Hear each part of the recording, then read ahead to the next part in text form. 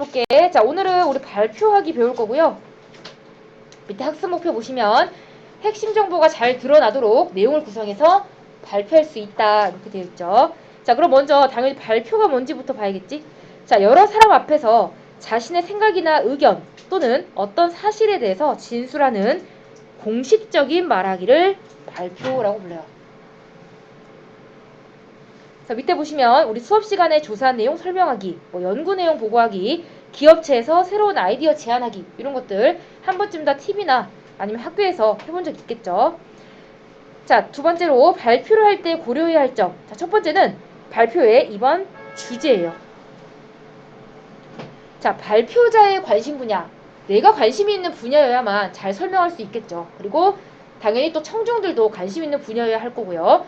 또 사회적으로 의미 있는 문제를 고려해서 주제로 선정하면 되겠죠.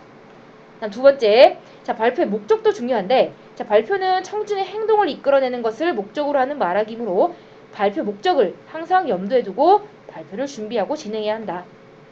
세 번째, 자, 발표는 환경도 중요한데 어디서 하느냐, 그리고 시청각 자료를 활용할 수 있느냐, 또 조명은 어떤지, 또 의자의 배열이나 공간의 규모가 큰지 작은지 이런 걸 고려해서 발표를 준비해야 하고요.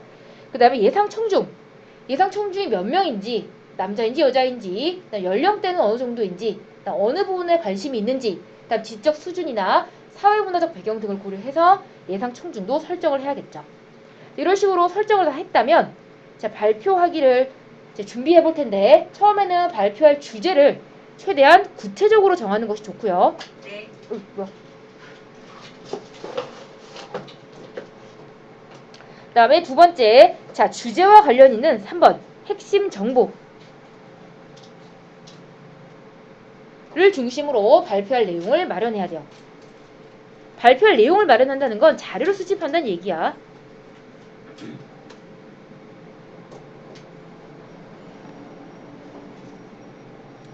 그 다음에 이 수집한 자료를 가지고 처음, 중간, 끝으로 나눠서 어느 부분에서 어떤 내용을 이야기할지 발표할 내용을 조직하고요. 그 다음에 조직이 다 되었으면 청중이 내용을 파악하기 쉽도록 발표문이나 발표 자료를 만들죠. 이때 말하는 발표 자료는 PPT 같은 거야. 자, 그 다음에 준언어적 표현과 비언어적 표현을 활용해서 발표하기라고 되어 있는데, 자, 준언어는 말의 높낮이, 억양,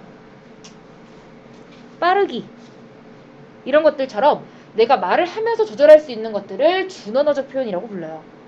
계속 한 톤으로 발표하면 아무래도 듣는 사람의 집중도가 떨어지겠지. 그래서 뭐 말의 강약을 조정한다든지, 아니면 뭐 말 나와 있듯이 빠르기라든지, 아니면 집중해야 될 부분에는 크게 얘기하다든지, 이런 식으로 말을 하면서 조절할 수 있는 걸 준언어라고 하고, 반대로 비언어는 손짓, 표정, 자세 이런 것들처럼 말이 아니라 다른 걸로써 집중력을 높일 수 있는 이런 것들 있죠. 이런 것들을 비언어적 표현이라고 불러요. 당연히 이런 것들을 적절히 활용을 해야 청중이 발표에 집중을 하겠죠. 자, 그래서 마지막 발표를 평가하는 기준은 주제가 명확하게 드러났는지, 또 핵심 정보가 잘 드러나도록 내용을 잘 구성했는지, 발표의 내용이 청중의 흥미와 관심을 끌만 했는지, 그리고 발표 주제와 내용에 맞게 자료를 제시했는지, 난 방금 얘기했죠. 말의 빠르기, 목소리 크기, 높낮이 이런 것들 모두 준언어적 표현이라고 하는데, 이런 것들을 적절히 잘 사용했는지, 혹은 시선, 몸동작, 표정 이런 것들을 비언어적 표현인데 이런 것들을 또 자연스럽게 잘 구사했는지까지가 발표를 평가하는 기준이에요. 자, 그럼 4번까지 풀고 우리 본문으로 들어가 볼게요.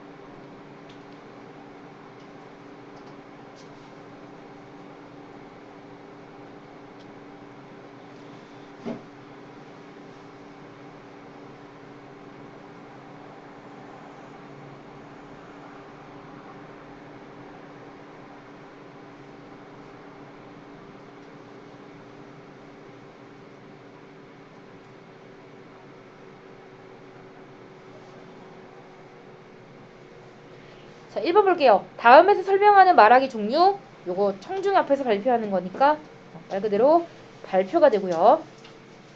자, 2번에 발표할 때 고려해야 할 점이 아닌 거예요. 요거 정답 몇 번 했어요? 발표할 크기, 공간적 특성 여기 옆에 고려하라고 돼 있는데. 정답은 2번이죠. 자, 2번이 왜 틀렸냐? 다양한 유형의 자료가 아니라 다양한 건 필요 없어요. 적절한 자료가 중요한 거예요. 개수가 적더라도. 그 다음에 3번에 알맞은 순서는 맨 처음에 뭐가 와야 하나요? A죠. 그 다음에 B, 그 다음에 D, C, E. 이렇게. 그 다음에 4번에 발표를 평가하는 기준이 아닌 것은 3번이죠. 시선을 정면에 두고 하는 게 아니라 청중들을 골고루 바라보면서 발표해야 돼요.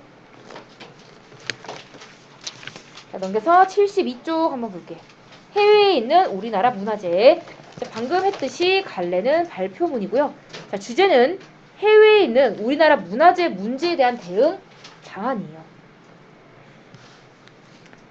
자, 그러면 첫 번째 화면부터 한번 같이 볼게요. 자, 제목은 해외에 있는 우리나라 문화재고요. 밑에 뭐 발표자, 그다음 자료 정리 이런 식으로 조원들의 역할이 나와 있죠.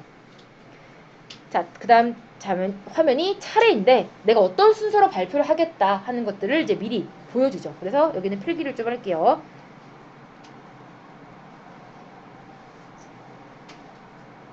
자, 발표할 내용 그리고 순서를 제시한 두 번째 화면. 자, 이런 식으로 미리 발표할 내용을 청중들에게 보여줄 때 얻을 수 있는 효과는 뭘까? 당연히 발표의 흐름을 알게 되겠죠. 그리고 내용도 예측할 수 있을 거고요. 이 뒤에 어떤 내용이 나올 것이다 하는.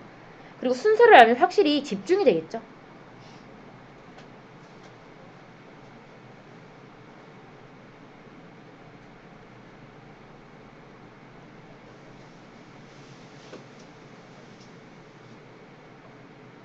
그리고 발표 내용을 이해하는 데도 아무래도 도움이 될 거고요.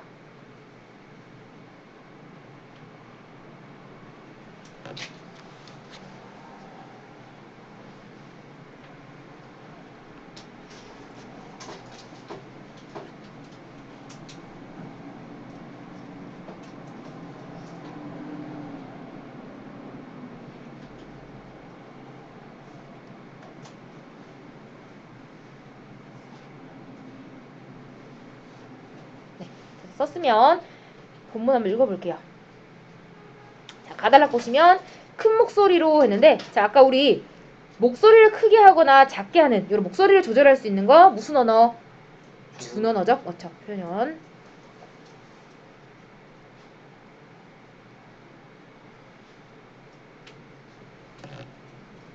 아무래도 발표의 도입부니까 이제 사람들의 또 집중을 딱 끌어야 돼. 그래서 큰 목소리로 인사를 하죠. 안녕하세요. 발표를 맡은 한민수입니다. 여러분, 혹시 이 그림을 아십니까? 자, 질문을 한 뒤에는 이렇게 친구들을 바라보면서 기다리죠. 이런 것들은 행동이다 보니까 비언어적 표현이에요.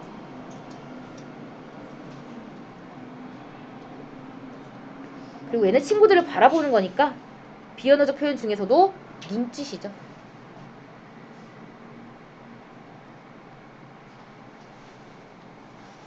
자, 여기서 말하는 이 그림이라는 건 그 첫 번째 화면에 나와 있는 이 그림을 얘기하는 거야.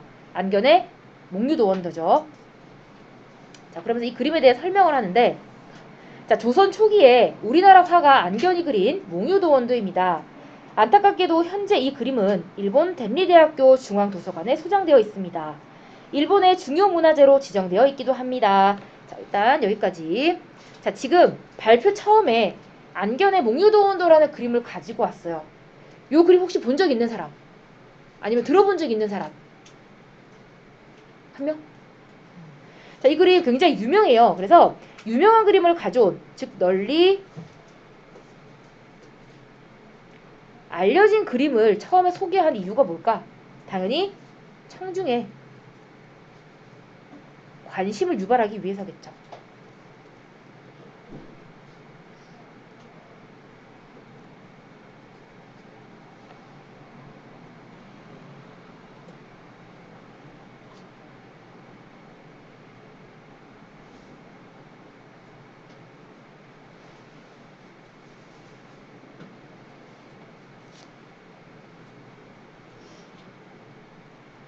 자, 분명히 우리나라 사람이 그린 건데 왜 일본의 중요 문화재로 지정이 되었을까? 그러면 이제 궁금증이 생기겠죠. 자, 왜 우리나라 문화재가 다른 나라에 있는지 궁금하시죠? 네, 저희 모둠도 그것이 궁금해서 독서 시간에 이와 관련한 책을 읽어보았습니다. 그러면서 해외에 있는 우리나라 문화재에 관심을 가져야 한다는 것을 깨달았습니다. 자, 그래서 우리가 이런 주제를 설정하게 되었다라는 거니까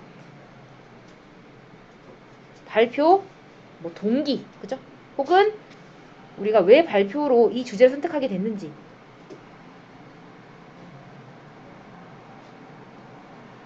발표 주제의 선정 이유가 되겠죠.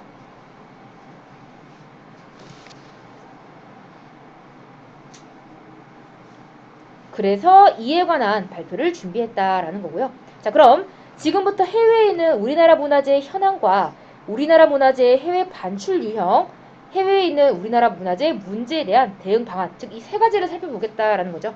첫 번째는 문화재 현황, 두 번째 우리나라 문화재의 해외 반출, 어떤 식으로 해외에 나가게 됐는지, 그리고 그 문제를 어떻게 해결할 수 있는지 대응 방안에 관해 발표를 하겠다라고 순서를 간략하게 소개하고 있죠. 그래서 73쪽 첫 번째 보시면 자, 발표할 내용이 이제 세 가지라고 간단하게 소개를 했고요. 발표에 사용된 첫 번째 자료는 몽유도원도 그림 사진이었어요. 그래서 해외에 있는 우리나라 문화재 사진, 아까 청중의 관심과 흥미를 유발하기 위해서 가져온 거라고 했었고요. 관심, 흥미.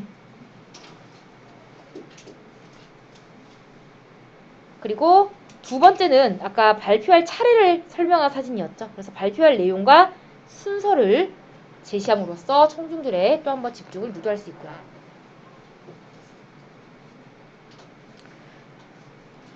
자, 그 다음에 화면 3을 보시면 제목이 해외에 있는 우리나라 문화재 현황이에요. 그러니까 지금 현재 이제 얼마나 많이 나갔나를 볼 수 있는데 일단 우리가 요 그 지도를 보면서 알 수 있어야 하는 게 가장 많이 반출된 곳이 어디예요? 어디? 일본. 또 그 다음을 찾으라 하면 어디야?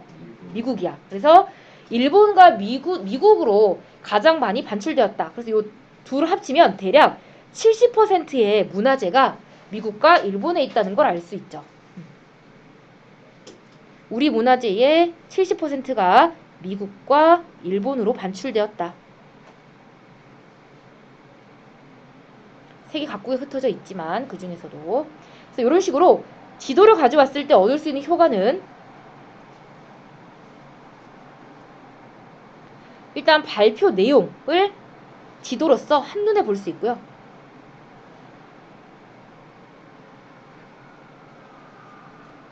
그 다음에 아무래도 이제 그림으로 설명하다 보니까 글보다는 훨씬 이해가 쉽겠죠.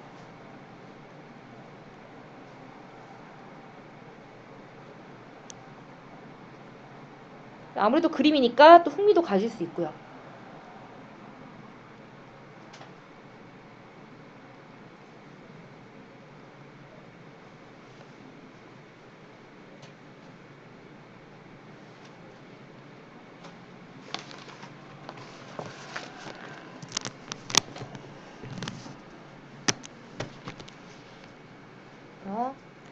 자, 그러면 밑에 한번 읽어볼게요.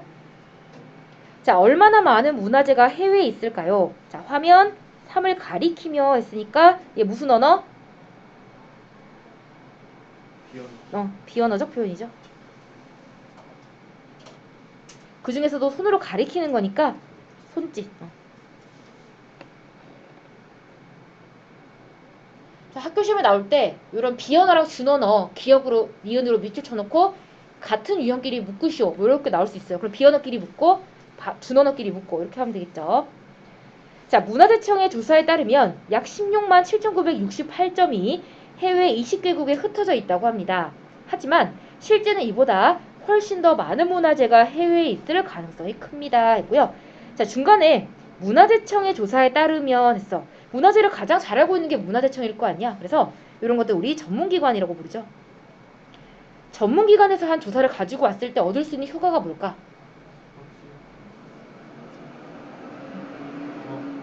발표에 믿음이 가겠죠. 신뢰성. 정확도가 높아지니까 신뢰성을 높일 수 있다는 그런 장점이 있죠.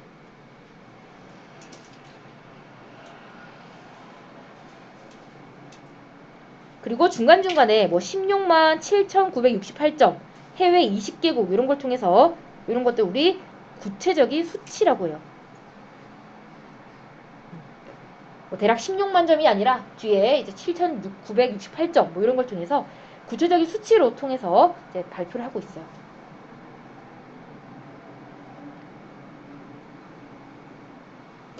자, 그래서 화면 3에서 사용된 자료는 해외로 반출된 우리 문화재의 현황을 나타낸 지도였고요. 그래서 지도를 통해서 반출 현황을 시각적으로 제시하고 있죠. 한눈에 딱 볼 수 있다는 그런 효과가 있죠. 그 다음에 다달라 보시면 자, 이 문화재들은 어떻게 해서 해외로 나가게 된 것일까요? 우리 문화재의 반출 유형은 두 가지로 나눌 수 있습니다. 자, 기억 첫째, 불법적으로 반출될 경우입니다. 자, 첫 번째가 뭐 쉽게 우리가 알아볼 수 있도록 1번이라고 붙여보면 불법이래. 밑에 나와 있죠. 약탈, 절도 등이 이에 해당하죠. 자, 둘째, 합법적으로. 그러면 불법의 반대니까 합법적으로 반출된 경우는 외교에서의 선물 등이 그 예입니다. 자, 세 번째 경우는 이 밖에 어떤 식으로 반출되었는지 알 수 없는 경우가 있다는 거야. 그래서 위에 나온 내용 정리해보면 불법은 약탈이나 절도, 합법은 외교 시에 선물로 해서 반출이 되었고 알 수 없는 경우도 있더라 하는 거죠. 자, 그럼 7번 문제 볼까? 기억에 들어갈 자, 준언어적 표현이야. 그러면 기억에는 어떤 준언어가 들어가면 될까요?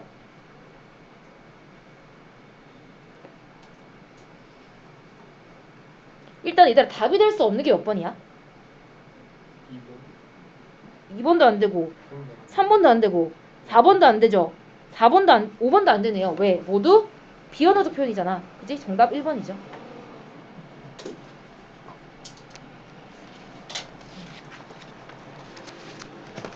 자, 넘겨서 74쪽. 자, 이제 해외에 있는 문화재 문제에 관해 우리는 어떻게 대응해야 하는지 살펴보겠습니다. 자, 대응 방안에는 문화재 환수와 현지 활용이 있는데요. 결국 첫 번째 방법 문화재 환수, 두 번째 방법 받을 수 없다면 그냥 현지에서 활용하는 이렇게 두 가지 방법이 있대. 자, 먼저 해외에 있는 문화재를 국내로 다시 가져오는 방법, 즉 환수 방법에 관해 말씀드리겠습니다. 여기에는 정부 간 교섭을 통해 돌려받기, 기증받기, 대여받기, 구입 등의 방법이 있습니다. 조금 더 자세히 말씀드릴게요 하면서 검지를 들어 올리면서 얘기를 했대. 그럼 얘는 뭐죠? 역시 비언어적 표현이고요. 그 중에서도 손짓이죠.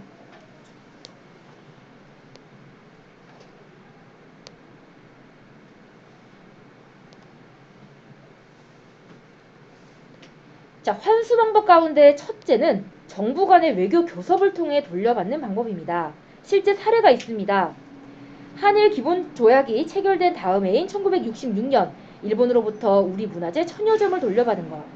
2011년에 일본 황실에 관계된 사물을 담당하는 일본 국내청에 보관되어 있는 조선 왕실 관련 도서 1000여 점을 돌려받은 것이 그 대표적인 예입니다. 하면서 뒤에 이렇게 사례를 두 가지 가져왔죠.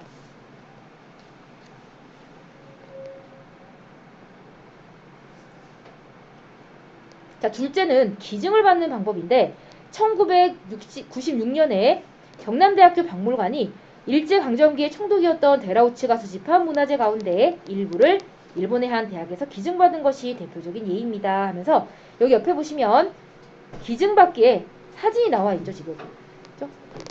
영화당 친림 사선도라고 그 그림이 나와 있는데 이런 식으로 문화재 지금 사진이 직접적으로 제시가 되어 있죠.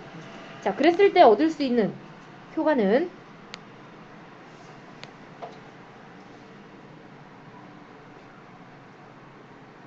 이런 그림을 우리가 기증받게 되었구나 하는 이해, 그리고 다 비슷하죠. 청중의 흥미, 관심 이런 거예요.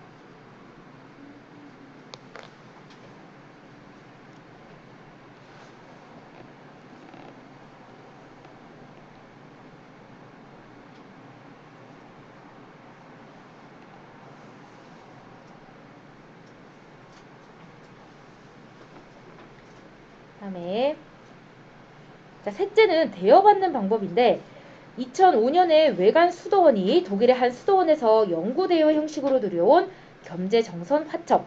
이 바로 이 방법으로 우리나라에 돌아온 대표적인 문화재입니다. 하면서 역시 여기 위에 보시면 겸재정선의 사진이 나와 있죠. 효과는 똑같으니까 굳이 쓰지 않을게요. 자, 마지막으로 공공기관이나 개인이 구입해 들여오는 방법입니다.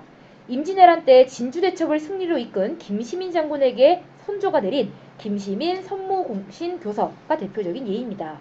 국내 방송사와 시민단체 등이 모금운동을 벌여 마련한 돈으로 일본에서 구입해 들여왔습니다. 하면서 여기 역시 똑같이 사진자료 가지고 왔죠. 자, 75쪽으로 넘어가서 자, 이렇게 여러 방법을 통하여 2016년 12월 31일 기준으로 12개국에서 1만 27점의 문화재가 국내로 들어왔습니다. 자, 기억. 2008년에는 7,400여 점이었던 환수 문화재가 2016년에는 1만 27점으로 늘었습니다. 했는데 자, 방금 읽은 이 부분을 지금 뭘로 나타냈냐? 밑에 보시면 막대 그래프로 나타냈죠. 그래서 이렇게 막대 그래프를 이거 이제 도표라고 부르는데 썼을 때 효과. 방금 읽은 그 문장을 우리가 한눈에 볼 수 있죠. 그래서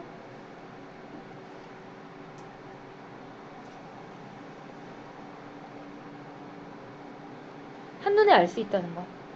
이렇게 딱 봐도 한수대 문화재가 훨씬 이렇게 그래프가 올라갔으니까. 그리고 옆에 지금 남학생 그림 보면 이런 거 손짓이죠. 비언어적 표현이에요.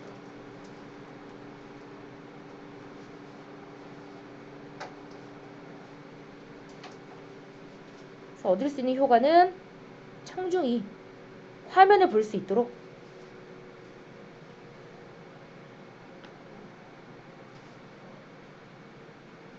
유도하는 그런 효과가 있죠.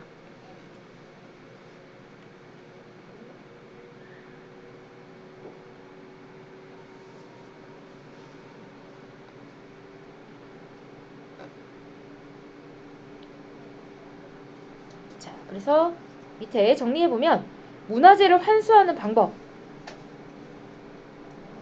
자, 정부 간의 교섭을 통해 돌려받기. 두 번째는 기증받기. 그 다음에 대여받기, 구입하기. 각각각 사진이 나와 있었고요. 마지막 화면 10은 해외에 있는 우리나라 문화재 환수 현황을 나타내는 도표, 즉 그래프였죠. 그래서 위에도 썼지만 문화재 환수 현황을 한눈에 알아보기 쉽게 제시하고 있다는 그런 효과가 있어요.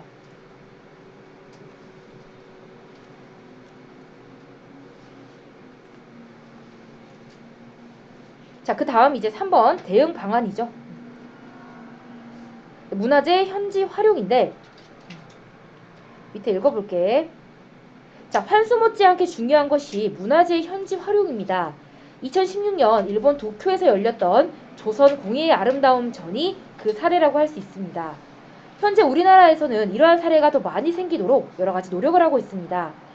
우리 문화재를 소장하고 있는 해외 박물관에 한국문화재 상설 전시실이 생기도록 지원한다던가 해외에 있는 우리 문화재가 온전하게 보존되고 연구될 수 있도록 비용과 인력을 지원하는 일 등을 하고 있습니다. 이러한 노력이 밑바탕이 된다면 해외에 있는 우리나라 문화재를 우리나라 역사와 문화를 알리는데 활용할 수 있을 것입니다. 그래서 두 번째 방법은 문화재를 현지에서 활용하는 거였고요. 전시회를 개최하거나 전시실 여는 것을 지원하는 거예요. 그렇다면 우리나라의 역사와 문화를 홍보할 수 있다 하는 그런 효과가 있죠.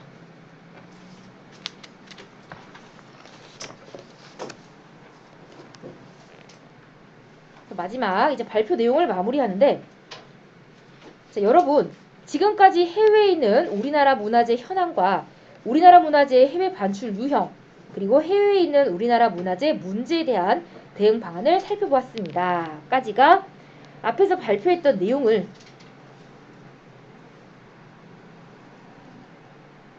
요약한 부분이었죠.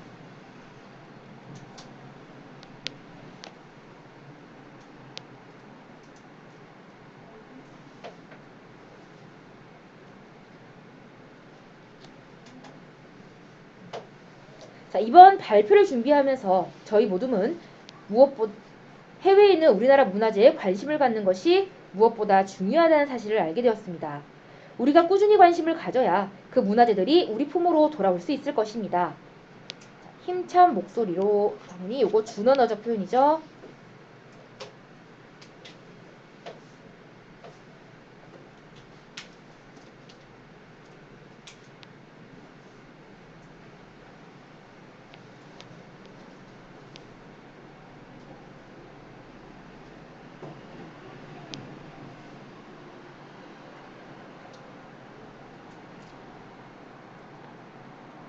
자, 해외에 있는 우리나라 문화재에 관심을 꼭 기억해 주세요. 이것으로 저희 모두의 발표를 마치겠습니다 하면서 고개 숙여 인사해요. 마지막 비언어적 표현.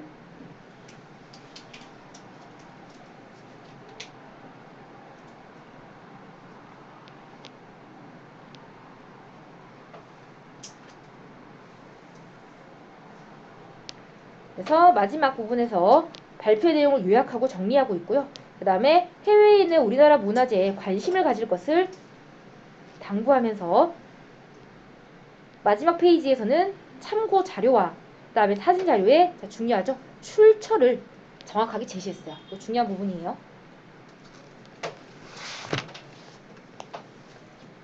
자, 77쪽으로 넘어가서 정리해보면 우리 방금 배웠던 글 발표문이고요.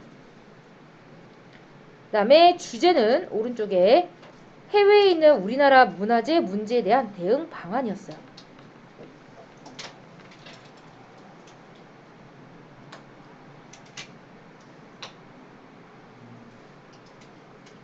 자, 특징은 첫 번째로 전달하고자 하는 핵심 정보가 잘 드러나도록 내용을 구성했고 사진, 지도, 도표 여러 가지 자료와 함께 마지막에 해외에 있는 우리나라 문화재에 관심을 가질 것을 당부하면서 발표가 마무리되었죠. 자, 발표 요거 글에 짜임은 넘어가고요. 밑에 자, 글쓴이는 해외 29개의 우리나라 문화재 약 16만 7,968점이 흩어져 있는데 약탈, 절도 같은 불법적 반출과 외교에서의 선물 등 합법적 반출로 이렇게 문화재들이 해외로 나갔더라 하는 문제 상황을 얘기했었고, 그래서 대응 방안으로는 문화재 환수와 그다음에 문화재를 돌려받을 수 없다면 현지에서 이렇게 활용을 하면 좋겠다 하는 현지 활용으로 대응 방안을 두 가지 설정을 했고요. 그다음에 발표 중간중간에 이러한 준언어와 비언어를 사용했는데 준언어는 언어에 첨가되는 음성적, 그러니까 말로써 내가 설정할 수 있는 거죠. 그래서 큰 목소리로 힘주어 말하며 힘찬 목소리로 이런 것들. 그다음 비언어는 언어가 아니기 때문에 언어 외적인 요소로서 친구들을 기다린다, 좀 인사한다, 가리킨다 이런 것들 비언어라고 하겠죠. 그 다음에 중간에 사진, 지도, 도표 이런 것들이 활용이 됐는데 이런 것들을 통해서 청중의 관심과 흥미를 유발하거나 청중의 이해를 돕거나 발표 내용을 조금 더 보완하고 효과적으로 잘 전달할 수 있죠. 자, 다 필기를 했으면 1번부터 19번까지 풀어볼게요. 72쪽.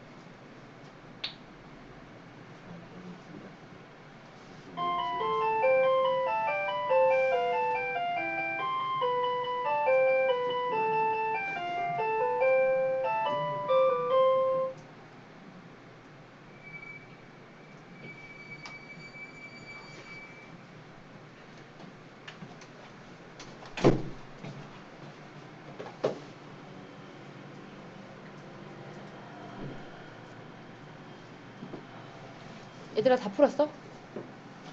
아직.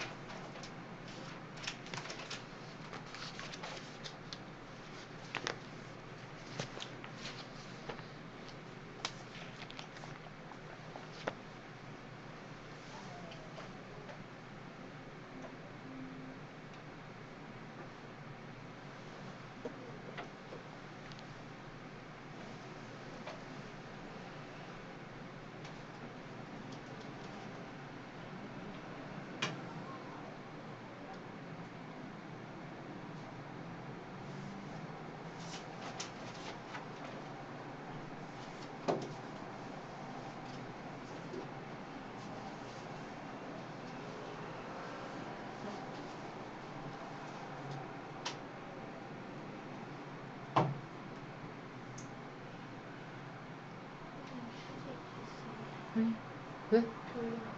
잡았어? 화장실 갔다 와줘.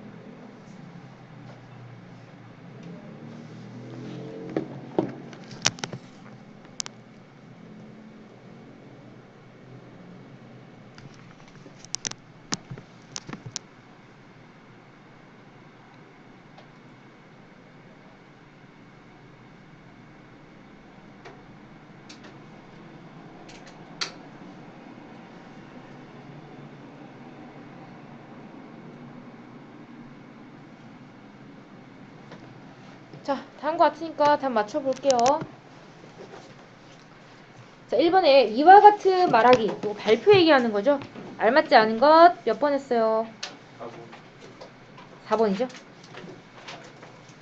그 다음에 2번에 가에 제시되어 있는 내용이 아닌 것은 요거는 당고는 마지막에 있죠. 5번에 청재 흥미를 끌만한 예시는 뭐가 나왔었지? 몽유도원도 그림 나왔었잖아. 그죠? 자, 그 다음에 3번에 화면 2의 자료를 제시했을 때 효과가 아닌 거예요. 정답 5번. 4번에 화면 3을 통해 알 수 있는 내용 알맞은 것? 4번. 네, 4번. 지도니까. 그 다음에 5번은 적절하지 않은 것. 2번. 답이 다 달라. 1번. 우리 문화재가 어떤 경로로 해외에 반출되었을까? 궁금할 수 있죠. 이걸 보고 나서는. 2번도 2016년 이후에는 반출된 문화재 수가 줄어들었을까? 이것도 궁금한 점이 될 수 있죠. 왜냐? 2016년 기준으로 한 거니까 그 이후에는 어떻게 됐을지 궁금할 수 있잖아. 그죠? 5번. 특히 미국 등 서양 국가를 중심으로 우리 문화재가 반출된 가다? 아니, 아까 제일 많이 반출된 데가 어디였어? 일본이잖아. 그럼 서양 국가를 중심으로 반출된 건 아니죠. 물론 미국도 많이 반출된 나라 중에 하나긴 하지만. 자, 6번에 다의 내용을 잘못 이해한 것. 정답은 네, 3번. 합법적으로 반출된 것도 있다 했으니까. 아까 7번에 1번이고요. 8번. 보기의 사례와 관련 있는 문화재의 대응 방안. 요거는 그쵸 2번이죠. 9번. 라의 내용과 일치하지 않은 것. 3번. 네, 3번이죠. 10번. 기억에 대한 설명 아닌 것. 5번. 네, 5번이고요. 자, 11번에 A는 기증받기, B는 대여받기.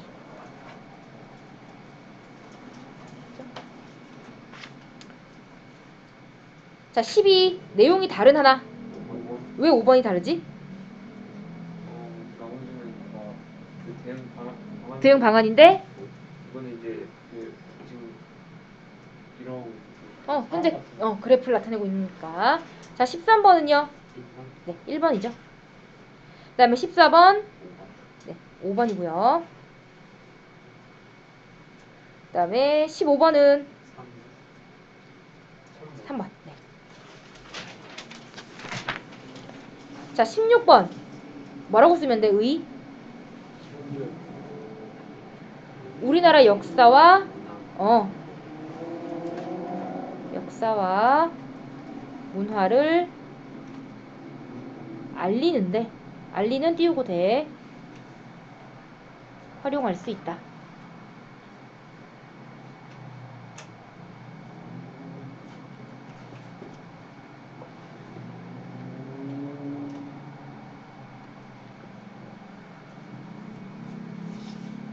자, 17번. 발을 발표할 때 유의할 점 아닌 것? 1번이죠. 왜냐, 앞에 나왔잖아. 힘찬 목소리로 발표를 해야 된다 했으니까 목소리 낮추는 건 아니죠. 18번은요. 네, 3번. 외국의 반응을 알 수 없고요. 마지막 19번. 요거는 4번이죠, 4번. 알맞지 않은 거니까요. 자, 여기까지 질문 있는 사람 없어? 자, 78쪽으로 넘어가 볼게요.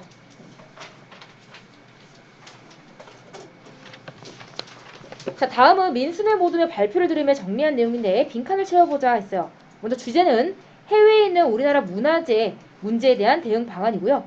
첫 번째로 이제 우리나라 문화재 현황에 대해서 나왔었죠. 그래서 16만 점이 반출되어 있더라. 그리고 두 번째, 우리나라 문화재 해외 반출 유형이죠. 불법적 반출과 합법적 반출이 있더라. 그리고 대응 방안은 크게 문화재 환수, 그 다음에 문화재 현지 활용 이렇게 있었죠. 자, 그래서 이 발표를 들으면서 새롭게 알게 된 점, 느낀 점 이런 것들은 모두 불법적으로 반출되었다 생각했는데 이 발표를 듣고 합법적인 반출도 있다라는 사실을 알게 되고 또 해외에 있는 우리나라 문화재에 꾸준히 관심을 가져야겠다 하는 것도 느꼈죠. 자, 그 다음 밑에는 자, 우리 모둠에서 발표할 주제를 먼저 정하는 단계인데 자, 우리나라 문화재가 해외에 많이 흩어져 있다고 하잖아. 이에 관해 친구들에게 알려주는 건 어떨까? 그래서 해외에 있는 우리나라 문화재 문제에 대한 대응 방안을 주제로 하자. 자, 그리고 밑에는 이제 또 다른 예시가 나와 있는데 예를 들어서 청소년 언어 생활의 문제점과 개선 방안에 대해서 발표를 하고 싶대. 그러면 어떤 식으로 주제를 정해야 할까? 같이 한번 볼게요.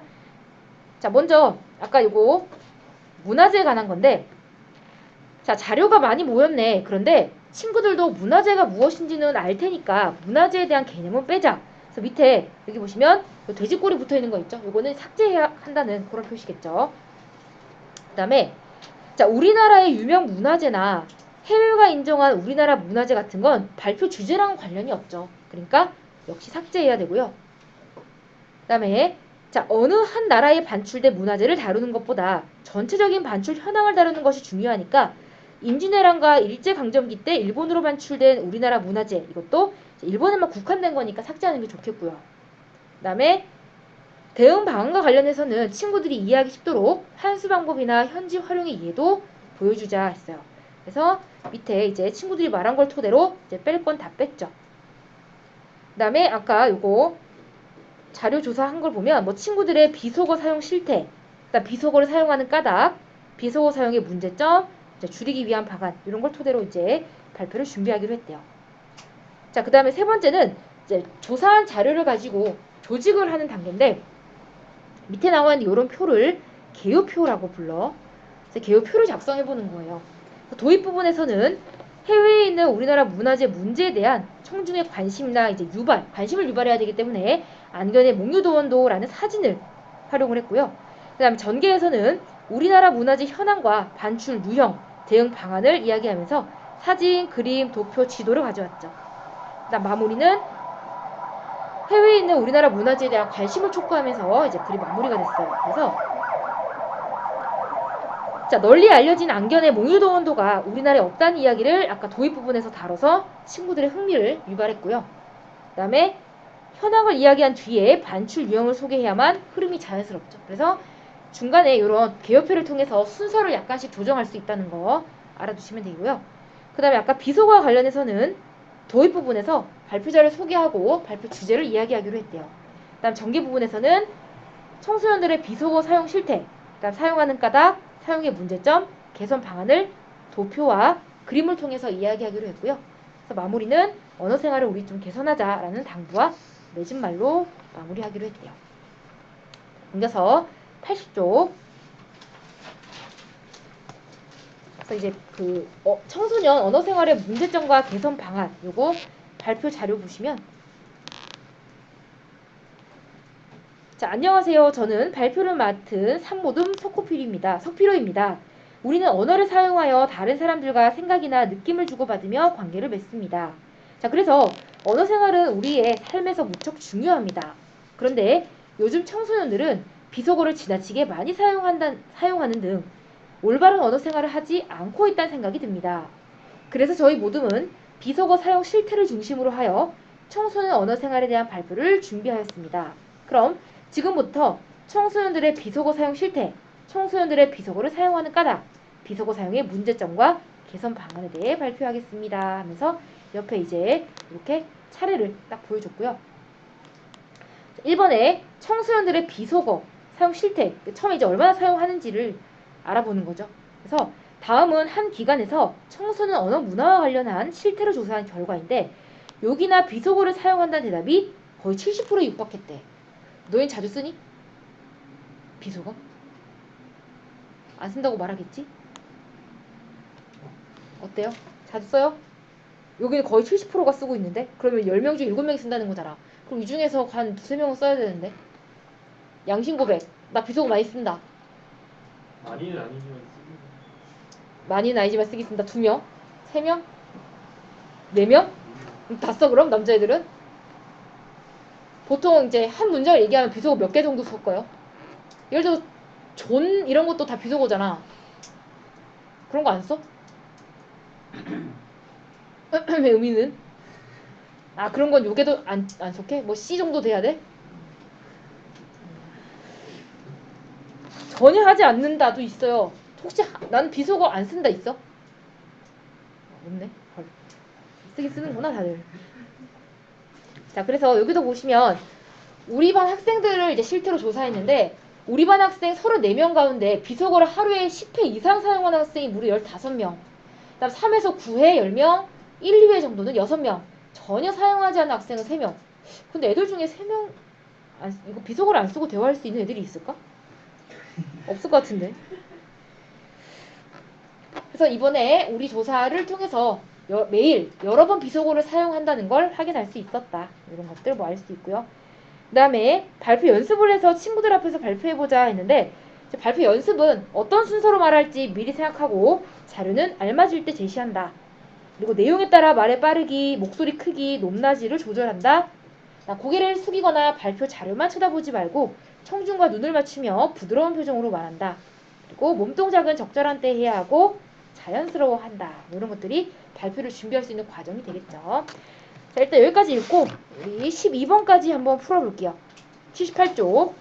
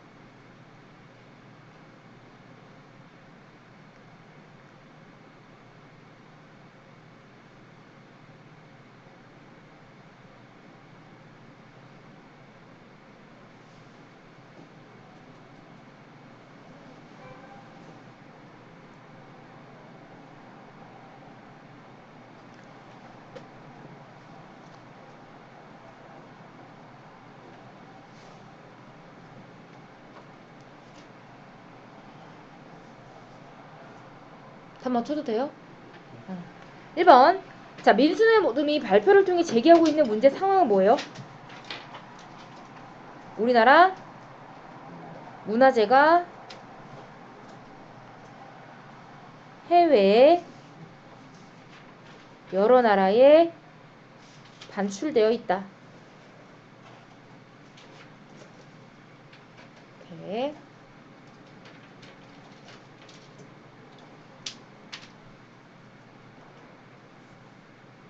그 다음에 2번. 기억을 발표할 때 활용할 수 있는 자료. 요거는 4번 지도가 되겠죠. 그다음 이 발표를 듣고 청중이 얻을 수 있는 정보가 아닌 것은 이에요. 우리나라에 있는 다른 나라 문화재는 알 수가 없죠. 이거 발표를 통해서는. 그 다음에 4번의 청중의 반응 알맞지 않은 것 역시 네 4번이고요. 자, 보기의 밑줄 친 부분을 기준으로 선정한 발표 주제가 아닌 것. 사회적으로 의미가 있어야 돼. 이건 아니겠죠, 당연히. 그 다음에 민수네 모둠에서 A를 발표할 내용으로 선정한 이유가 뭐예요?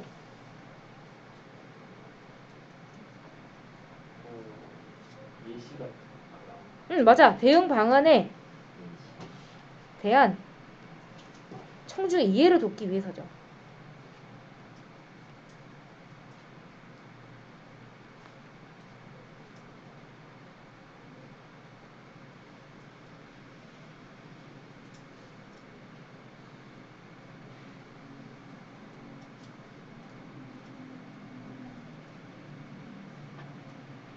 그 다음에 자, 보기를 주제로 하여 발표할 내용을 마련했을 때 알맞지 않은 거예요. 당연히 3번이고요. 자, 8번은 발표할 차례는 어디서 얘기해야 돼, 얘들아? 그치, A 도입에서 얘기해야겠죠.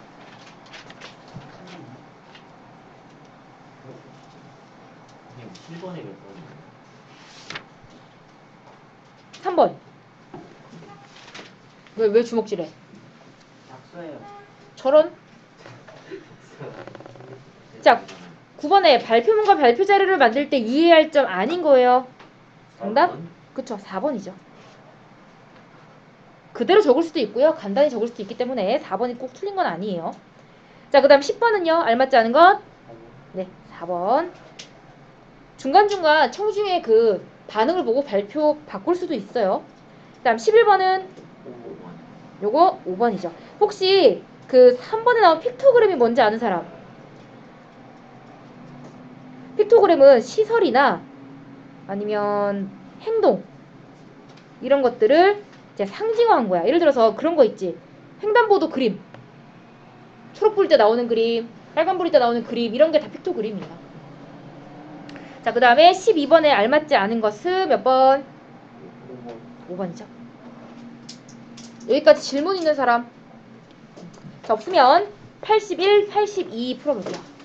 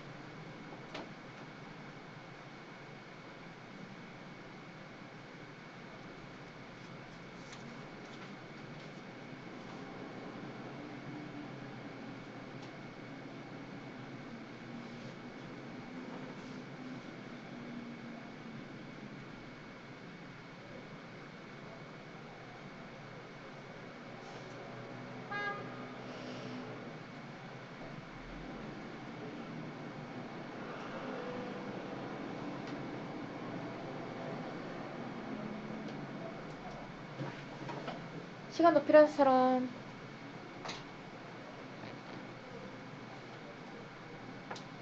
자, 답 맞춰볼게. 1번. 자, 발표를 준비하면서 나눈 대화예요. 적절하지 않은 것. 1번이 왜 틀렸지, 얘들아? 그 널리 알려진이 아니라 그 단순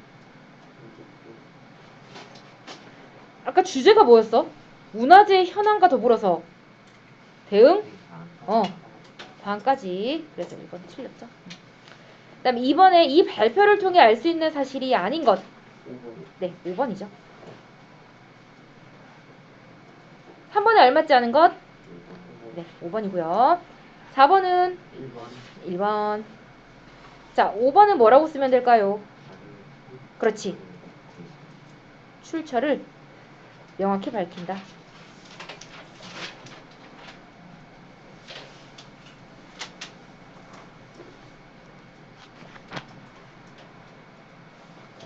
자, 6번에 알맞지 않은 것은 1번. 그 다음에 이 발표를 들은 청자의 반응 알맞지 않은 것. 네, 4번. 기억에 들어갈 비언어적 표현은 4번이죠. 9번은요? 5번. 10번은 뭐라고 쓰면 되나요? 청중의 측면에서 봤을 때 청중의 이해를 돕고 흥미를 유발한다.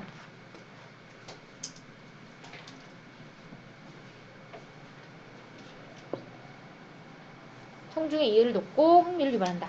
자, 여기까지 질문 있는 사람. 자, 없으면 뒤로 넘어가세요. 89부터, 요 89는 우리 지난주에 배웠던 내용이야. 89부터 93까지.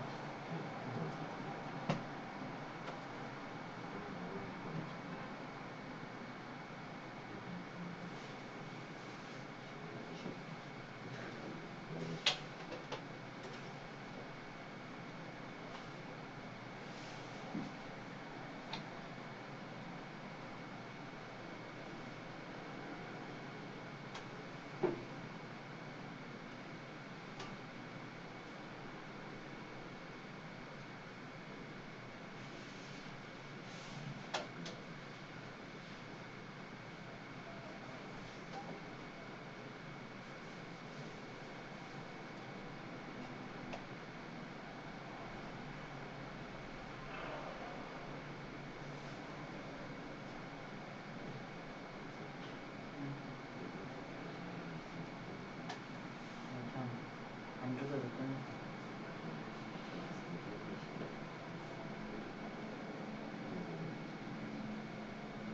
너무 심해. 너무 심해.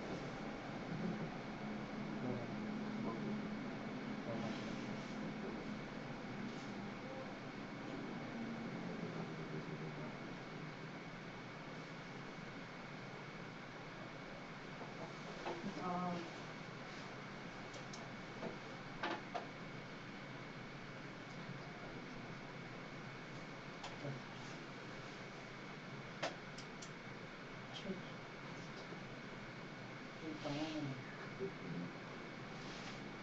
그냥 따면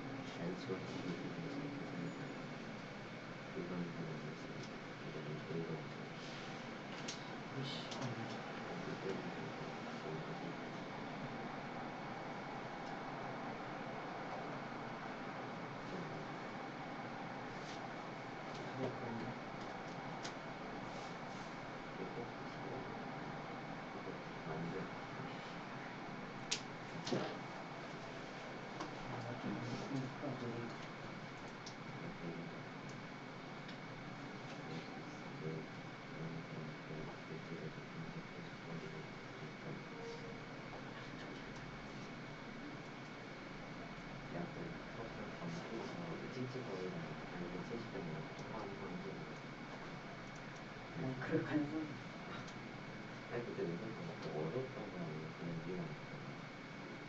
선수랑 봤을 때 아 맞다 그건 시간이 없었어. 시간이 없었던 것 같은데.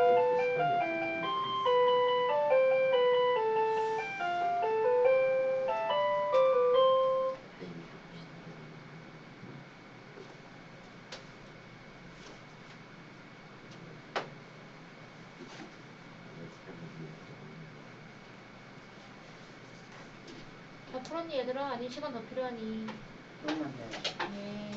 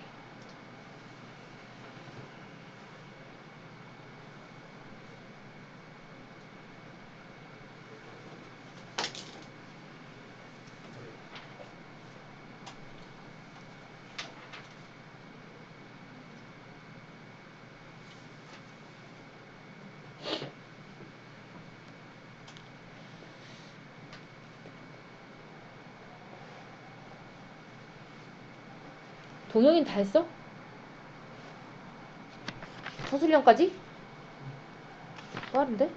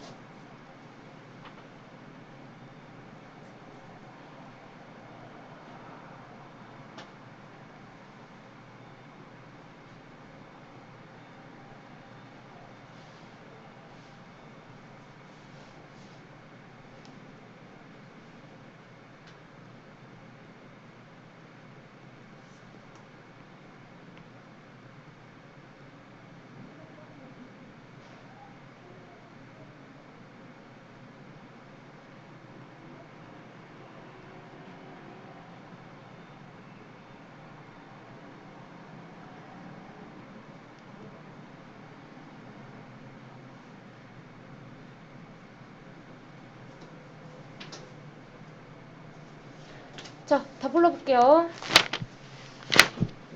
89쪽부터.